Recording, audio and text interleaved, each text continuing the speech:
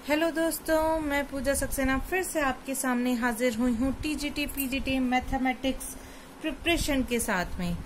हमारी जो सीरीज चल रही है वेक्टर अलजेब्रा एंड कैलकुलस, हम उसे आगे प्रोसीड करेंगे। दोस्तों, बहुत दिन से मैंने कोई वीडियो नहीं डाली है। उसका रीजन था कि हमारी पूरी फैमिली कोरोना ने घेर रखी थी। जैसे तैसे हम कोरोना से उबर पाए हैं, तो चलिए अपनी सीरीज को कंटिन्यू करते हैं। वेक्टर अलजेब्रा के बारे में बात करते हैं। वेक्टर अलजेब्रा में हम बात करेंगे आज vector area of parallelogram. Vector area of parallelogram with adjacent sides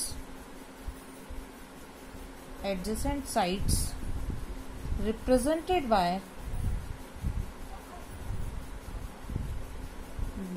vector A and vector B। देखिए दोस्तों, मान लीजिए मेरे पास में एक पैरेललोग्राम है। एक साइड वेक्टर A, दूसरी साइड वेक्टर B। एडजेसेंट यानी आसपास वाली साइड्स क्या है? Vector A, vector B। नाम दे दिया मैंने इन्हें A, B, C, D। अब मुझे क्या करना है, मैं आपको एरिया ऑफ पैरेललोग्राम का फॉर्मूला बताने जा रही हूँ। एरिया ऑफ पैरेललोग्राम क्या हो जाएगा दोस्तों? पैरेललोग्राम को मैं पैरेलल का साइन बना के आगे ग्राम लिख दे रही हूँ। एरिया ऑफ पैरेललोग्राम क्या हो जाएगा? क्या करूं मैं, इस पैरेललोग्राम को दो पार्ट्स में डिवाइड कर लिया। जो एरिया इसका होगा वही एरिया इसका हो जाएगा। तो एरिया ऑफ पैरेललोग्राम क्या हो जाएगा? इस ट्राइंगल का 2 टाइम्स। तो सबसे पहले मैं क्या करूं, एरिया ऑफ पैरेललोग्राम तो मैं अभी कैलकुलेट करूंगी। अभी मैं निकाल लूं area of triangle. Area of triangle कौन सा? ACD। ACD ये निकाल लिया मैंने। तो ये क्या हो जाएगा? ये हो जाएगा 1/2 मॉड में, देखिए एक बार तो हो जाएगा DA, एक बार हो जाएगा DC। तो ये हो जाएगा DA क्रॉस DC। अच्छा दोस्तों, DA की वैल्यू क्या दे रखी है? DA की पूरी वैल्यू दे रखी है वेक्टर A। DC की पूरी वैल्यू दे रखी है वेक्टर B। ये क्या हो गया? ये एक ट्राइंगल का एरिया होगा। यदि हम इसका 2 टाइम्स कर दें तो एरिया ऑफ पैरेललोग्राम निकल आएगा। तो ये हो जाएगा 2 × 1/2 मॉड में vector A cross vector B। तो ये हो जाएगा मॉड में vector A cross vector B। ठीक है दोस्तों, अब हम बात करें area of parallelogram in terms of diagonal. हमें क्या दिए हूँ, साइड्स नहीं पता है हमें एरिया ऑफ पैरेललोग्राम निकालना है। हमें उसके विकर्ण पता है या कहीं डायगोनल पता है। एक डायगोनल हमें बता दिया गया D1 है, दूसरा डायगोनल हमें बता दिया गया D2 है। तब एरिया ऑफ पैरेललोग्राम हो जाता है दोस्तों। मैं लिखूंगी area of parallelogram in terms of diagonal, in terms of diagonal ये हो जाएगा आपका 1/2 मॉड में D1 क्रॉस D2। ठीक है, अब हम बात कर लेते हैं एरिया ऑफ क्वाड्रिलेटरल की। यहाँ तो बात हो रही थी केवल पैरेललोग्राम की, किसी भी तरीके का क्वाड्रिलेटरल हो। क्वाड्रिलेटरल क्या होता है?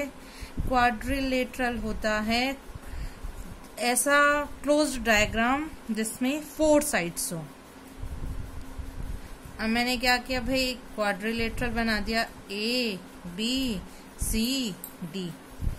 तो एरिया ऑफ क्वाड्रिलेटरल ABCD क्या हो जाएगा? ये हो जाएगा 1/2 मॉड में AC वेक्टर निकाल लेंगे और BD वेक्टर निकाल लेंगे। इन दोनों का हो जाएगा दोस्तों क्रॉस प्रोडक्ट। ठीक है दोस्तों, अब हम बात कर लेते हैं नेक्स्ट क्वेश्चन की।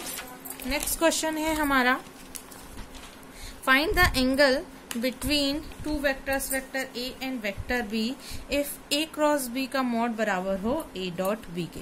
तो देखिए दोस्तों, मैं रिकॉल करा दूं, बहुत दिन हो गए हैं लास्ट वीडियो को। A डॉट B का फॉर्मूला होता है mod of A mod of B cos theta. ठीक है दोस्तों, वेक्टर ए क्रॉस बी का फॉर्मूला क्या होता है, mod of A mod of B sine theta eta cap. यहाँ ईटा क्या होता है, ईटा एक यूनिट वेक्टर है जो वेक्टर ए और वेक्टर बी दोनों के परपेंडिकुलर होता है। यहाँ तो हमें मॉड की जरूरत है। अब हमने क्या किया, इसका मॉड निकाला। तो vector A cross vector B का मॉड जब हम निकालेंगे तो ये क्या हो जाएगा भाई, इसका मॉड कर लेंगे तो mod of A mod of B sine theta का मॉड, और ये हो जाएगा ईटा कैप का मॉड। ईटा क्या है, यूनिट वेक्टर है। यूनिट वेक्टर का मॉड क्या होता है, 1 होता है। और साइन थीटा ये कहां से कहां तक वेरी करता है, 0 से 180 तक। इस 0 से 180 तक वेरी करता है तो ये हमेशा पॉजिटिव ही रहेगा। तो mod of A mod of B sine theta, इसकी जगह आ जाएगा यूनिट वेक्टर होने की वजह से इनटू 1, जिसको मैं मेंशन नहीं कर रही हूँ। एक तो मेरे पास इसकी वैल्यू आ गई, एक मेरे पास इसकी वैल्यू आ गई। चलिए रख देते हैं। इसकी वैल्यू रखी तो mod of A mod of B sine theta is equals to, ये क्या हो जाएगा, mod of A mod of B cos theta. ठीक है दोस्तों, मॉड ऑफ ए से मॉड ऑफ ए से mod of A cancel, mod of B से मॉड ऑफ बी कैंसिल। ये हो गया sine theta is equals to cos theta. तो ये हो गया sine theta upon cos theta is equals to 1। Tan theta हो गया, tan theta is equals to 1 या theta is equals to 45 degree. इस तरीके के क्वेश्चन दोस्तों आ जाते हैं एग्जाम में। ठीक है, तो हमें माइंड में तो रखना ही है ये क्वेश्चंस। नेक्स्ट हम बात कर लेते हैं अगले क्वेश्चन के बारे में। अगला क्वेश्चन क्या है हमारा, नेक्स्ट है हमारा, मैं यहाँ आपको vector algebra and vector calculus के केवल वही क्वेश्चन करा रही हूँ जो आपके TGT PGT point of view से इम्पोर्टेंट हैं। और ये तो मैं आपको पूरा प्रोसीजर बता रही हूँ, आप इसे करेंगे तो आपको ज्यादा टाइम वहां नहीं लगेगा। यदि पी और क्यू यूनिट वेक्टर्स हैं, यूनिट वेक्टर्स का मतलब डायरेक्ट माइंड में रखना है कि पी का भी मैग्नीट्यूड 1 है और क्यू का भी मैग्नीट्यूड 1 है। पी का भी मैग्नीट्यूड 1 है और वेक्टर क्यू का भी मैग्नीट्यूड 1 है। इन दोनों के बीच का एंगल क्या है, 30 डिग्री। अब हमें एरिया ऑफ पैरेललोग्राम निकालना है जबकि ए और बी उसके डायगोनल है। अभी थोड़ी देर पहले ही तो पढ़ा, तो एरिया ऑफ पैरेललोग्राम क्या हो जाएगा, area of parallelogram in terms of diagonal. तो डायगोनल में क्या हो जाएगा, 1/2 d1 क्रॉस d2। अब d1 और d2 की जगह क्या है, a और b, तो हमने ये वैल्यू रख ली। तो ये हो जाएगा 1/2 वेक्टर ए की जगह क्या रख लिया, p प्लस 2q, और इसकी जगह रख लिया मैंने क्या, 2p प्लस q। ठीक है दोस्तों, अच्छा इसे अब आगे प्रोसीड किया तो ये हो जाएगा 1/2। क्रॉस प्रोडक्ट अप्लाई करेंगे, p का क्रॉस प्रोडक्ट 2p के साथ में, तो p cross 2p, p cross q, 2q cross 2p, और ये हो जाएगा 2q क्रॉस q। इसका इन दोनों के संग कर दिया, फिर इस 2q का इसके साथ में और इसके साथ में कर दिया, तो ये हो जाएगा 1/2। देखिए 2 बाहर आ जाएगा स्केलर होने की वजह से, ये हो जाएगा p क्रॉस p।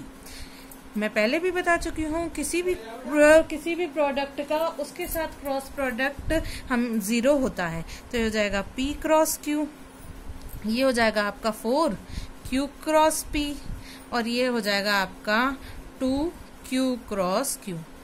देखिए दोस्तों का मॉड, ठीक है, ये हो जाएगा 0, ये हो जाएगा 0, तो मेरे पास बचा 1/2 p cross q plus 4q cross p।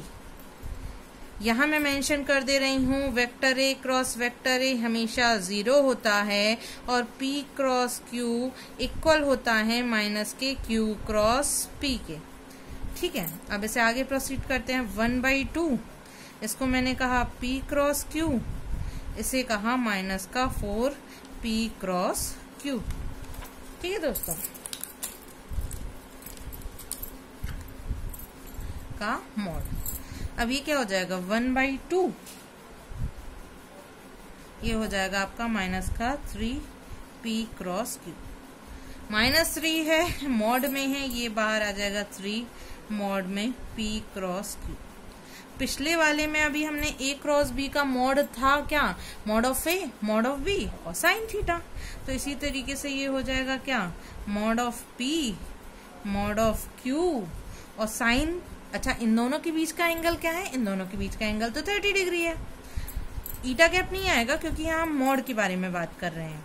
तो 3/2 ये हो जाएगा आपका 3/2। यूनिट वेक्टर होने की वजह से इसकी वैल्यू 1, इसकी वैल्यू 1 और साइन 30 की वैल्यू क्या होती है दोस्तों, साइन 30 की वैल्यू होती है 1/2। तो इसका आंसर आ जाएगा आपका 3/4 स्क्वायर यूनिट। आज जो 2 क्वेश्चन सॉल्व कराए हैं मैंने, दोनों ही बहुत इंपॉर्टेंट हैं दोस्तों।